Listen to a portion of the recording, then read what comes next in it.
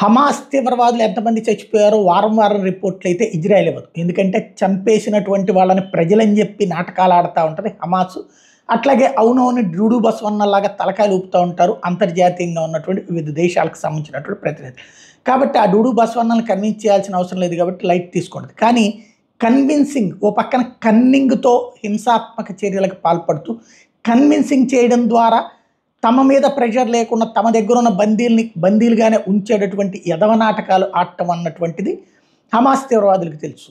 వాళ్ళు తాము మళ్ళీ అట్లాగని తమ వాళ్ళని కన్విన్స్ చేసుకోవడం కోసం చంపినటువంటి లెక్కలు, ఇజ్రాయెల్ సైన్యాన్ని ఎంతమంది చంపాము అన్నటువంటిది లెక్కలు చెప్తూ ఉంటారు. ఇప్పుడు తాజాగా 249 మందిని చంపాం అంటూ గత నెల రోజుల్లో 249 మంది ఇజ్రాయెల్ సైనికులు తమ దాడుల్లో మరణించారంటూ కొత్త లెక్కలు చెప్తున్నాడు అబూ ఒబైదా, ఎవడైతే వారానికి ఒకసారి ముఖానికి ముసుగేసుకుని వచ్చేటటువంటి హమాస్ తీవ్రవాద నాయకుడు.